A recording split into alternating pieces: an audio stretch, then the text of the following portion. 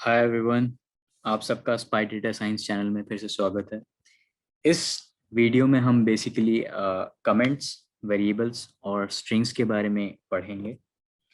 हम कमेंट से स्टार्ट करते हैं।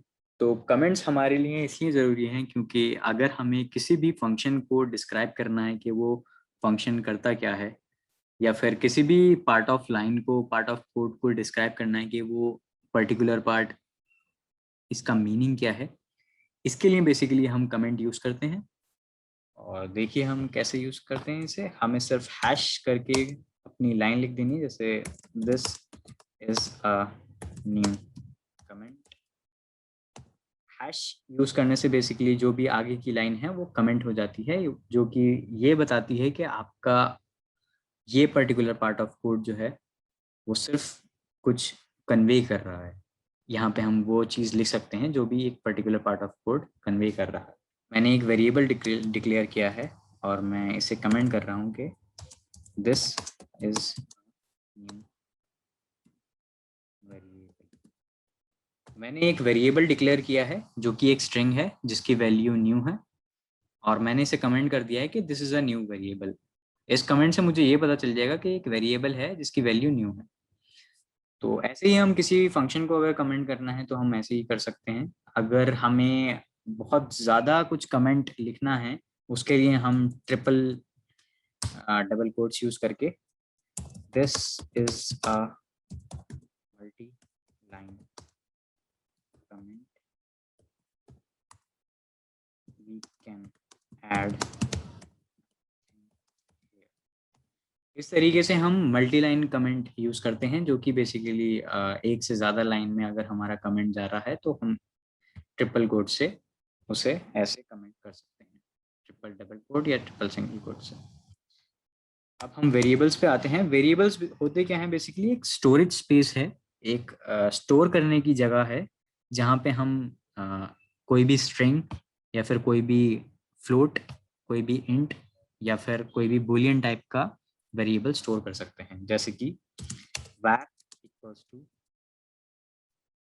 Spy data science. ये मैंने एक स्ट्रिंग टाइप का वेरिएबल बनाया है। मैं इसे लिख देता हूँ कि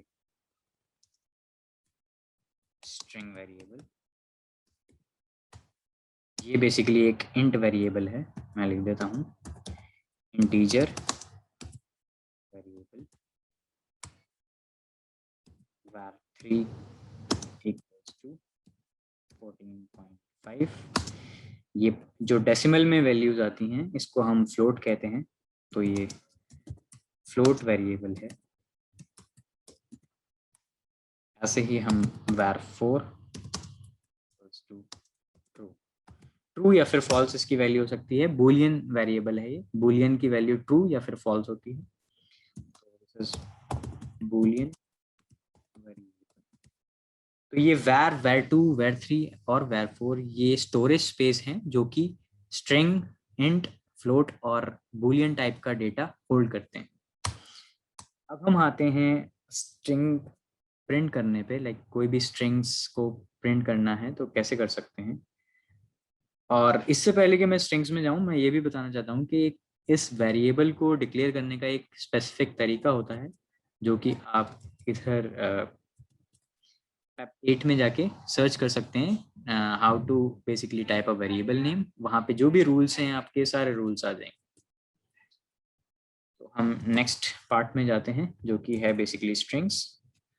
तो मुझे इस स्ट्रिंग को प्रिंट करना है, तो मैंने लिख दिया था प्रिंट वेलकम टू।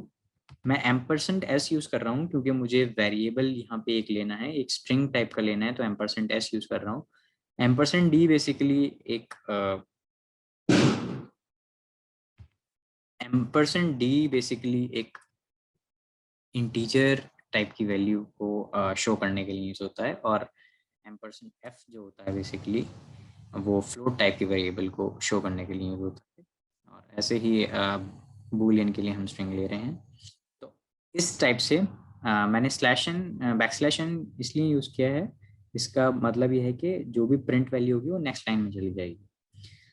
तो अगर मुझे इसको प्रिंट करना है तो मैंने सारी स्ट्रिंग ले ली एक इंटीजर ले लिया, फ्लोट ले लिया, बूलियन ले लिया, मैं परसेंट यूज करके इसे ब्रैकेट में var1, var2, var3, var4 जो भी मुझे फर्स्ट प्लेस में जो स्ट्रिंग है वो बेसिकली var है, सेकंड प्लेस में मेरा d है वो var2 की वैल्यू पुट होगी, फिर var3 की, ऐसी var4 की। इसको मैं अगर प्रिंट करूं तो इस तरीके से हम बेसिकली एक स्ट्रिंग को प्रिंट कर सकते हैं, मतलब किसी भी वेरिएबल को एक स्ट्रिंग में प्रिंट कर सकते हैं। आप देख सकते हैं यहाँ पे रिजल्ट जो है welcome to spy data science, जो कि var की वैल्यू है। The value of var2 is 10, the value of var3 is 14.5, this time 0। अगर इसको हमें 2 डेसिमल प्लेसेस पे सिर्फ दिखाना है तो हम 0.2 करके इसको 2 डेसिमल प्लेसेस तक दिखा सकते हैं, 14.50। ऐसे ही 3 या फिर 4 पे दिखाना है तो इसकी वैल्यू बस 0.4 कर दिए और आपको 4 डेसिमल प्लेसेस तक इसकी वैल्यू आ जाएगी। तो ये था एक तरीका। दूसरा तरीका है बेसिकली परसेंटेज की जगह फॉर्मेट, डॉट फॉर्मेट यूज करना। तो आप देख सकते हैं इस तरीके से हमें डॉट फॉर्मेट यूज करना है। डॉट फॉर्मेट करके हम सारी वेरिएबल्स पास कर देंगे और इसके अंदर हम कर्ली ब्रेसेस के अंदर 0, 1, 2, 3 करके जो जो प्लेसेस पे हमें वेरिएबल्स यूज करने हैं वो यहाँ पे पुट कर देंगे और इसको प्रिंट करके देखते हैं तो आपका वही आउटपुट आएगा। और अभी लेटेस्ट जो आया है प्रिंट करने का मेथड वो बेसिकली है एफ स्ट्रिंग्स। एफ स्ट्रिंग्स क्या होती हैं? सिर्फ हमें एफ यूज करना है और हमें 0 और इसकी जगह जो भी हमें वेरिएबल यूज करना है, जैसे इसमें मुझे var यूज करना है और इसमें मुझे var1 यूज करना है, सॉरी var2 यूज करना है, var1 मेरे पास है नहीं, और इसमें var3 यूज करना है, सिमिलरली इसमें मुझे var4 यूज करना है। तो हमने बेसिकली सारे वेरिएबल्स इस स्ट्रिंग में डाल दिए हैं और एफ स्ट्रिंग से अब हम प्रिंट करके देखेंगे तो आपका सेम रिजल्ट आएगा बेसिकली। तो इस तरीके से हम स्ट्रिंग्स को प्रिंट कर सकते हैं, स्ट्रिंग्स को मैनिपुलेट कर सकते हैं। और ये थे वेरिएबल्स, स्ट्रिंग, इंटीजर, फ्लोट और बूलियन। और इस तरीके से हमने मल्टीपल लाइन या फिर ये सिंगल लाइन कमेंट यूज किया है। होप आपको ये वीडियो अच्छी लगी। अगर अच्छी लगी तो लाइक करिए, चैनल को सब्सक्राइब करिए। Thank you.